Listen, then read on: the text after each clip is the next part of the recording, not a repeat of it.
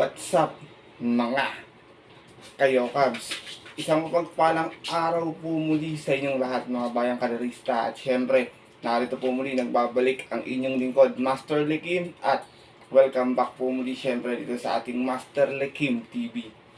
Bago ko po simulan to ating video ngayong araw bayang kalerista, make sure dapat naka-like na po tayo at naka-subscribe. Huwag niyo pong kalimutan hit yung notification bell or bell icon sa baba itong ating video para palagi kayong maging updated sa mga susunod ko pong mga i-upload na video. Maraming salamat sa pagsubaybay at pagsuporta palagi bayang karerista. At syempre, ngayong araw, meron po tayo muling konting silip at giya, konting race analysis sa kalera para po ngayong araw ng linggo. Have a blessed Eastern Sunday sa inyo lahat mga bayang karerista.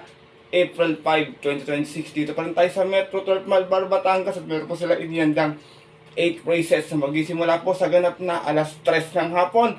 Meron tayong dalawang stake race dito, yung dalawang MMTCI Summer Racing Festival Stakes 1 and Stakes 2, isang milya, isang 1400 meters. Medyo maganda yung ating line up yung araw ng linggo ng pagkabuhay bayang kadarista. Sana makachamba tayo ng dihado, makatulong sa inyo, maging gabay itong ating maibibigay na giya. Pero syempre paalala ko kung may makakabalita kayo sa mga kaibigan o kakilala at may sarili din kayong napupusuan kursunada, huwag kalimutang magsama sa inyong mga diskarte at mga rota. Ito'y gabay lamang. Siyempre, hindi ko na rin po papatagalin agad yan. Tara, punta natin agad yan. Matapos lamang siyempre ating maikli intro. Kaya let's go.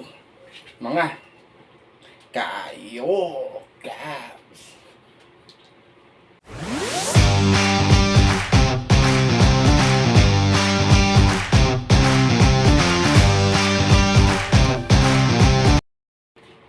At gaya nga po nang nabanggit ko kayo na sa ating intro, meron tayong 8 karerang lalargahan ngayong araw ng linggo.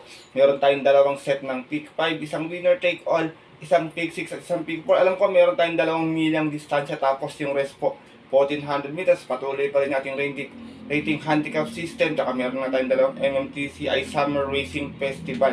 Maganda yung lineup bayang kalarista. Wala akong nakitang ganong panolo. Tingin ko medyo halos balikatan yung bentahan. Meron mga bahagyang nakakalamang. So syempre, alam nyo naman, di maiwasan yung upset minsan, lalo na sa mga medyo mababang grupo. Kahit mataas, basta nagkakaroon talaga ng mga upset ngayong mga nagdaang linggo bayang kalarista. Kaya sipat kayong maigi. Eto, simulan ko na ating mga konting silip at guys, syempre wala na pong patumpik-tumpik pa. Good luck po sa inyo lahat. Have a blessed Sunday racing, bayang kalerista, and start na po tayo. Race number 1, start na ating first pick 5 event. Nilay ating distansya, MMTCI Summer Racing Festival Race as Racing Festival Stakes Race 1, 4-year-old and above imported horse. Mga bayang kalerista, to meron tayo dito 8 runners na maglalaban-laban pero 6 in betting options. Dalawa yung ating couple entry sa karera na to. Itong grupo na to, parang pansin ko, iisa lang ang may-ari ng mga maglalaban-laban, kaya sipat kayo maigay bayang kalerista.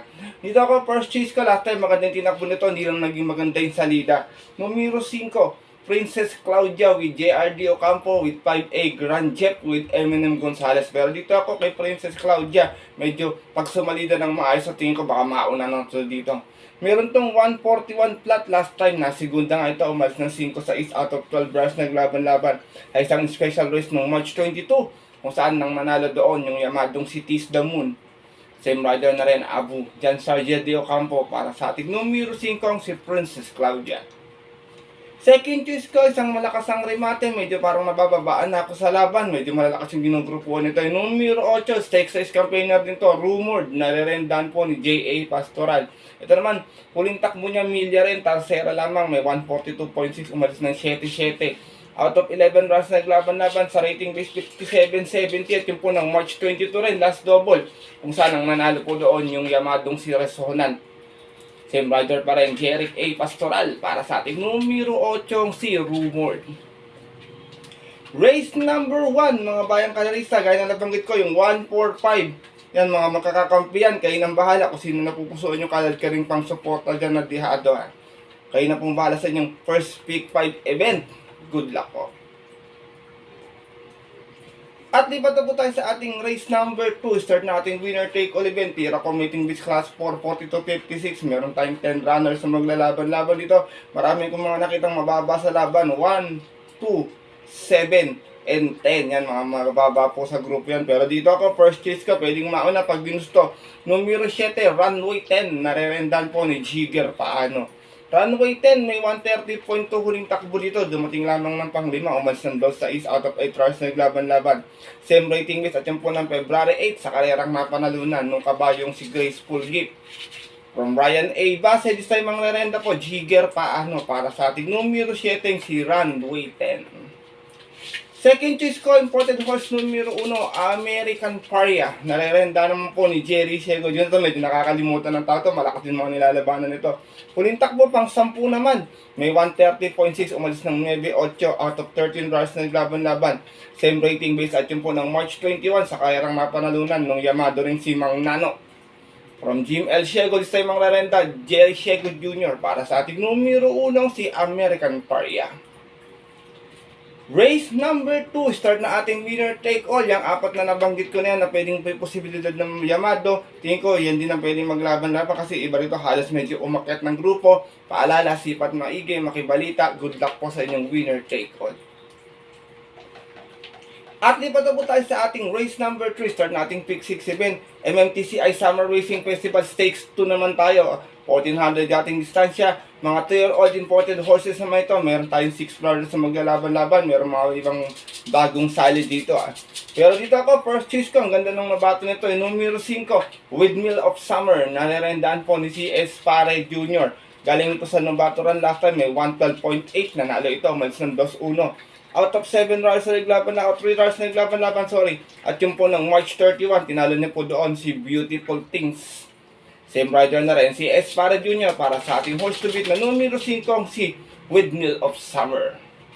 Second choice ko na pwedeng magbigay ng pating ko, pang upset lang. Medyo alam ko, semi-quadran na to. Kaya napawala ko, kursunado niya, segunda last time to. Numero 4, Great Balls of Fire, narerendaan pa rin ni J.R. D. Ocampo. Last run, segunda, may 128.2, malis ng 3-5 out of 6 runs naglaban-laban.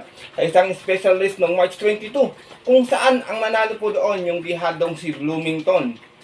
Same rider na rin, John Sargent D. Ocampo para sa ating numero 4, si Great Balls of Fire.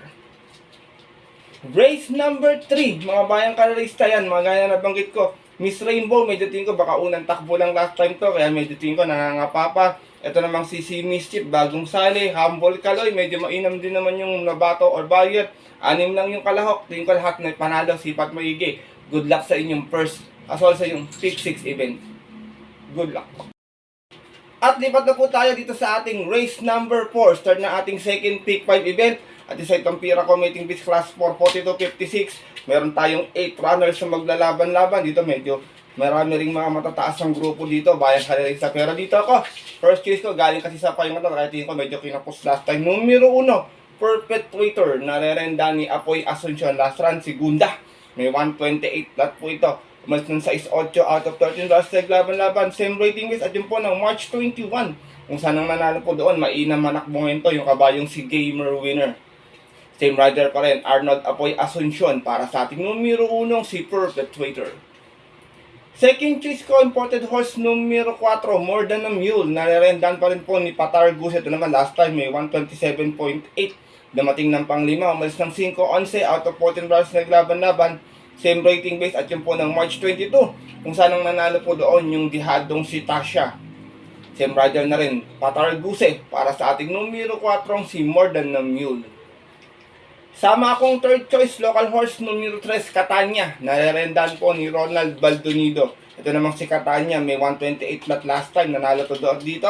1-2 ang inalis out of 8 runs sa laban-laban. Rating base same din. At yun po ng February 21. Tinalo naman po niya doon yung kabayong si Just a Touch.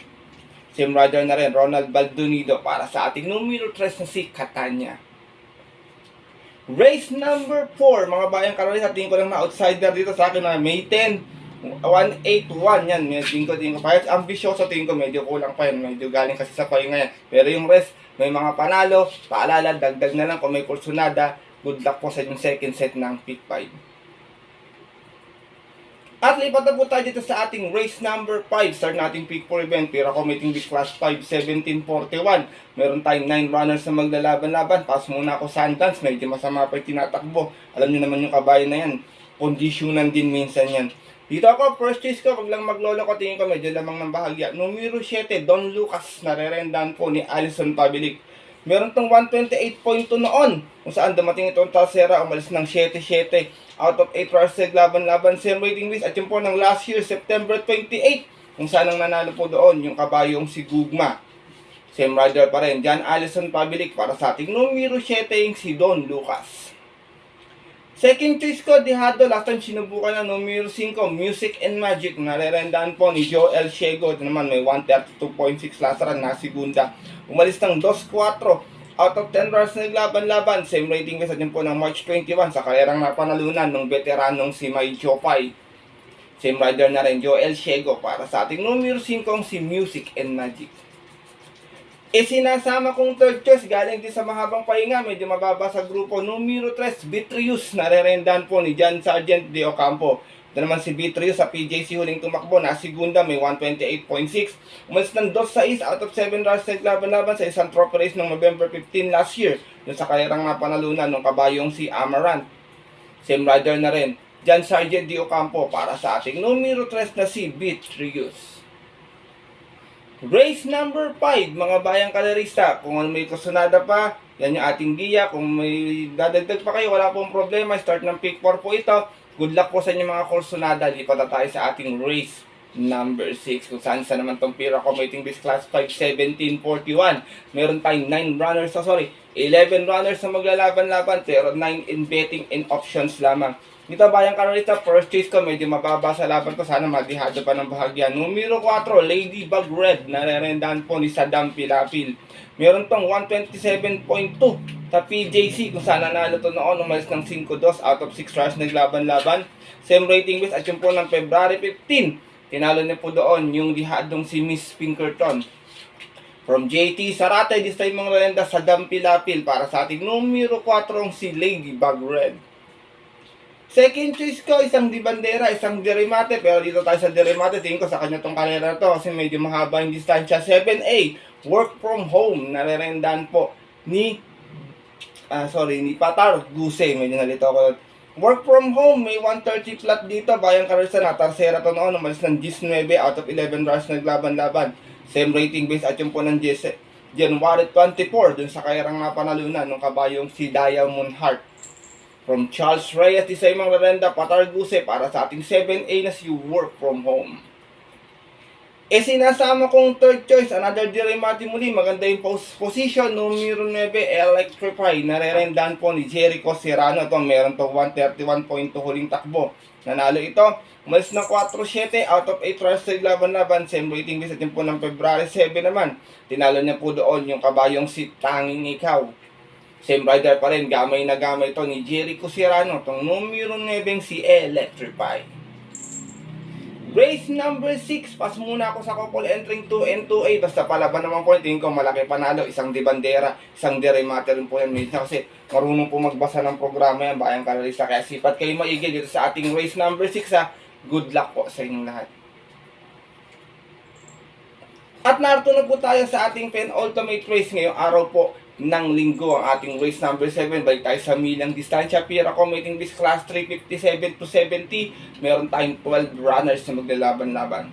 Dito, first choice ko, stakes race campaigner, numero 4, every 4 years. Narerendahan po ni JT Zarate. Muling takbo nito, PJC nanalo to 1400, may 123 flat, umalis ng 2-1. Out of 8 runs naglaban-laban, rating base 42.56 at yung po ng February 14, tinalo naman po niya doon yung kabayong si Every Sweat Counts. Same rider pa rin, JT Zarate para sa ating numero 4, si Every 4 years. Ito din ko, medyo lamang to dito, kahit mauna pa si part-time lover dito, kaya nang tanglawan sa unahan to. Second choice ko na laging nabibigyan, and I hope sana kung makakakali makapagbigay ng upset, numero 6, Del Campo. Narerendan po ni JB Guerra. Del Campo, nasigunda rin to sa PJC noon. May 124.8 last race. Malis ng 4-4 out of 8 runs. Laban-laban, rating base 42.56. At yung po ng February 15 naman, kung saan ang nanalo po doon, yung kabayong si Street Sword. From JB Hernandez, isa yung mga renda, JB Guerra para sa ating number 6 na si Del Campo. Race number 7, penultimate race ngayong araw po ng linggo. Tinitignan ko na lang na pwede niyang mga kalaban nito. Stake race campaigner din, gaya ni candy and wine. Pero yung rest po, tingin ko, medyo tingin ko, kaya ni every 4 years to. Alam nyo naman kung sino mga nilalabanan nito, bayang kaleriste. Kaya, sipat kayo maigi. Kung may makita kayong magandang pang-upset, dagdag na lang kung may capital. Kung wala, pwedeng solo. Kung gusto nyo, good luck po sa inyong penultimate race number 7. At narito na tayo sa ating huling karera ngayong araw ng linggo, ating race number 8. Para tingnan natin mga exotic bets. Take all, pick 6, pick 5, pick 4. Pira committing this class 440 to 56. Meron tayong 12 runners na maglalaban-laban. Pero 11 in betting options lamang. Dito lang shot of the day ko. Bayang karerista, couple entry 3 and 3A. Ginger Cut with Saddam Pilapil and Attorney Winona with JT. Sarado to, wala sa KT parehas to. Pero tingin ko pag palabag to, makakalong shot to dito. Ginger Cut galing sa panalo, may 130.8, umasin sa 7 out of 10 runs na laban-laban. Same rating sa dyan po ng March 7, kung saan tinalo po niya doon yung dihadong si Impressive Victory. Same rider na rin sa Dampilapil para sa ating numero 3 na si Ginger Cut. Samantala namang si Attorney Winona, may 129 flat dito sa Malbar, nanalo to noon. Umalis ng 7-9 out of 11 runs naglaban-laban. Same rating base at yung po ng January 25, race 1. Tinalo niya po doon yung kabayong si Luke Skywalker. From Allison Pabilik, isa yung mga renda JT Sarate para sa ating 3A na si Attorney Winona. Second choice ko, mga re-remati na, numero 6 full combat order. Nabalik ang renta ngayon kay Pamboy Ponce. Last time, segunda, may 130.4, umalis ng 4-6 out of 11 runs naglaban-laban. Same rating base at yung po ng March 21, kung saan ang nanalo po doon, last race yung kabayong si Malibo Princess. From Onyok Garcia, isa yung mga renda po, Pamboy Ponce para sa ating numero sa isa si Full Combat Order. Sinasama ko pong third choice ang ating horse to beat, imported horse, matulin to numero 7, Beautiful Liana, narerendaan po ni CS Pare Jr. Itong kabayo na to, matulin to, malakas yung lalabanan nito, pero kasi galing sa pahinga, kaya third choice ko lang siya. Huling takbo nito, pang 8, may 127.8, umalis ng 11 out of full gates na naglaban-laban sa rating base 40 to 56 at yung po nung December 31 sa karerang napanalunan ng kabayong si Great Barrier Reef. Sim rider na rin si S. Pare Jr. para sa ating numero 7 si Beautiful Liana. Last and final race mga bayang kalerista para tingnan ng mga exotic bets. I hope sana pala rin tayo mapasama sa winners nito. Sipat po kayong maigi. Marami pang mga may chamba rito gaya ng 1, 4, 12 yan din ko, tsaka yung 8 yan, si 8 si Cluster, mababa na rin sa grupo yan, pero ang sama ng mga tinatakbo last time. Sipat po kayong maigi, good luck po sa inyo mga exotic bets, bayang kalerista, maraming salamat po. At yun mga bayang kalerista at ang ating mga kayokaps, natapos na itong ating video natin, konting silip at giya ngayong araw ng linggo, na sana po makatulong, maging gabay sa inyong diskarte at paranaya, sana makakusunodaan yung ating mga giyang binigay ngayong araw na ito. Nakachamba tayo ng dihado, mapasama tayo sa winners na matiyatay yung mga paboritong mga exotic bets. Pero paalala ko po muli sa inyo, sariling aral ko lamang po ito, opinion, kuro-kuro sa karera, base po sa napapanood kong mga takbuhan minsan, pagdating po ng tayaan sa Takila, bayang kalerista, mas mananay ko sa rin pong napupusuan at kusunada and always syempre, kayo pa din yung masusunod. Good luck po muli sa inyo lahat and have a blessed Eastern Sunday racing mga bayang kalerista muli. Ako po'y nagpapasalamat sa inyo walang siyang pagtutok, pagsuporta palagi dito sa ating Master Likim TV. Bagamat medyo hindi natatapat yung ating mga giya, sana po tuloy lang po tayo, magbibigay tayo palagi ng giya na medyo dihado. One for the day, one long shot of the day, syempre, ang susunod pa din mga darating na karera. Kaya muli, ako po'y nagpapasalamat sa inyo walang siyang pagtutok at pagsuporta palagi bayang kalerista. At yun po, dito na lamang po tayo muli. Kita po tayo next week para po sa ating PJC. Konting silip at giya. Ito po muli yung lingkod, Master Lekim. Na always sinasabi sa inyo, nagkapaalala na ang karera po, dapat po libangan lamang ha. Ito yung tsambahan lang at talagang tapatan lang. Minsan swerte, minsan po talaga malas. Pero pang napagbigyan po tayo, siyempre huwag ating kalimutan magpasalamat at tumulong sa ating kapwa. Kahit sa simpleng pamamaraan lang, ika nga, share your blessings bayang kalerista. Good luck po muli sa inyo lahat and happy racing sa mga pupunta po ng mga pabuti na lang off-track betting station. Huwag niyo pong kalimutan magdala ng tubig na malamig tsaka mag-beam po. Medyo may kainitan po yung ating panahon. Talagang ito na, parating na yung summer. Stay safe everyone sa inyo lahat. God bless bayang kalerista. Lalo na po sa mga solido ditong diadistang kagaya kong mga kayo Cavs.